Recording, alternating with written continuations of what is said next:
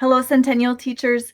This is a presentation that outlines a new procedure for assigning incompletes, which uses a Schoology course to both communicate with students, collect work, and then eventually to assign their final grade.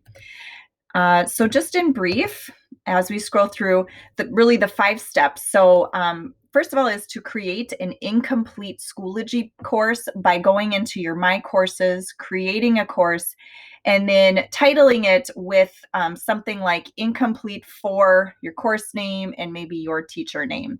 And provide any section name number that you'd like, the age group that's appropriate, and then you can assign the grading period. The grading period is something that you can adjust. So if you select the entire school year, that's no problem in fall semester. Come spring, you could always add in the summer months as well as the following fall semester once that becomes available. With a manually created course, you are able to adjust these things on your own. Step 2 would be to copy materials from your current course over into that new incomplete Schoology course. And you can do that by going to the units that you might want that student to complete and use the drop-down menu to select copy to courses. That will allow you to copy right to that new incomplete course. And admin has requested just to do this before the end of the semester so that students, you might be able to communicate with them briefly about that new course. Then when you go into that new incomplete course, you can assign the members. So anybody who officially has received that incomplete, go to members, add member, and you can just quickly search for those students' names and they will come into your course.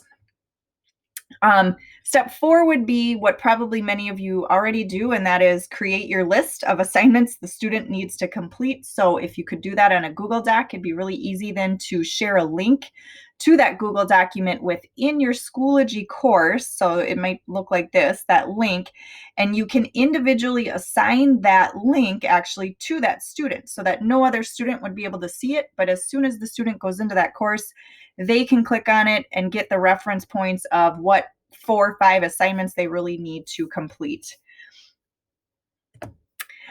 Step 5 would be to assign a co-teacher. This is really optional. So if there are SPED case managers working with the student, if the student ends up enrolled in academic support, maybe their academic support teacher would like to be a member, you can assign them either as an admin role or as a student role, but simply because this is a manually created course, the good news is those teachers and students would not be kicked out overnight the way they are with the synced to campus courses. So they can remain in here as a reference and a support for those students if they so choose.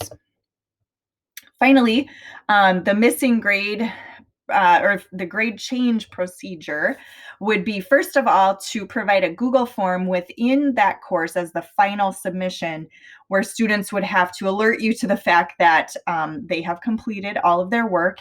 And you can turn on the settings whether you want to receive an email notification when they've filled this in or not. Maybe you're just checking it periodically. And this is just a super simple sample form with last name, what they've completed, any comments, questions, and then a little space for maybe some self-reflection on their process and growth as a learner. And then finally, the piece that we typically always do, completing that grade change request form, which is in the daily notes and goes to Jamie for that final grade change. Just to show you live what this also looks like briefly. So when you're in courses and you select on My Courses, it brings you to a page like this with the alphabetical list.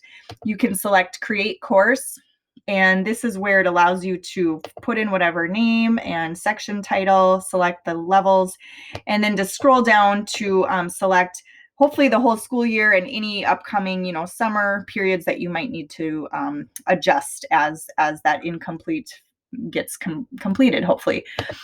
Within the incomplete course, then you can go down to members, and this is then where you are able to add a member just by selecting member and then doing a quick search for those student names, make sure it's on the high school, and then you'll get those students enrolled in your class.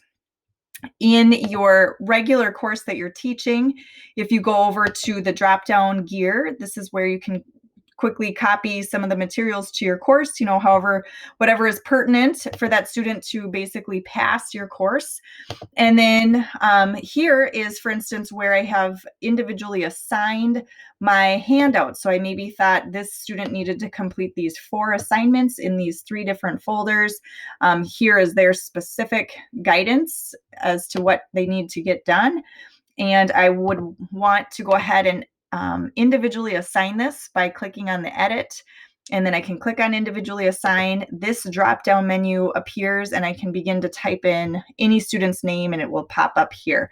So that allows them to only see their own handout that they need to complete, and then they can find their information here.